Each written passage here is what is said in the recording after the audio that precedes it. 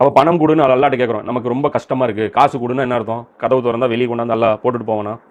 அப்போ என்ன அர்த்தம்னா மறைமுகமாக அல்ல நமக்கு காசு நம்ம பாக்கெட்டுக்கு வர எப்படி வருவான்? தொழில் கஸ்டமர்கள் அதிகமாக அனுப்புவான், அல்லது நமக்கு யாராவது கடன் தர வேண்டியவங்க அப்போ கொண்டாந்து கொடுத்துட்டு போயிடுவாங்க. நாளைக்கு எனக்கு 1,00,000 ரூபா வேணும் நீங்க நிறைவேற்று அப்படின்னா அல்ல என்ன பண்ணுவான்? ஏதோ ஒரு வகையில நம்ம பாக்கெட்ல வர மாதிரி பண்ணிடுவான். அப்போ அல்லாவிடத்துல உதவி கேட்கறது இந்த வகை. அதே மாதிரி இந்த வகை உதவி அல்லாவை தவிர வேற யார்கிட்டையும் கேட்கக்கூடாது. எது? மறைமுகமான உதவி, கண்ணு முன்னாடி ஆள் இல்லாமல் அஸ்பாபுகள் இல்லாமல் கேட்கக்கூடிய உதவி. அது போய் ஒரு சிலை கிட்ட கேட்டாலும் அது என்னது?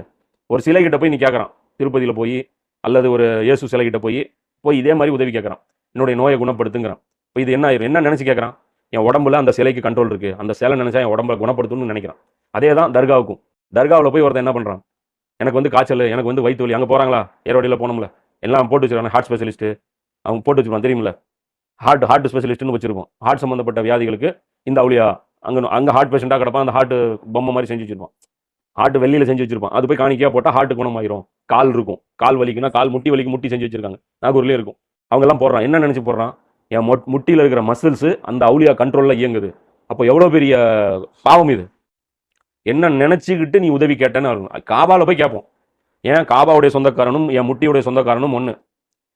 புரியுதா? காபாவுடைய சொந்தக்காரனும் என் கண்ணுடைய சொந்தக்காரனும் ஒன்று. காபாவுடைய சொந்தக்காரனும் என் ஹார்ட்டுடைய சொந்தக்காரனும் ஒன்று. இது காபாவுடைய சொந்தக்காரனை தவிர வேற யாருக்கும் அந்த ரைட்டே கிடையாது. அவங்க ஆற்றலே அது இல்லைன்னு அர்த்தம்.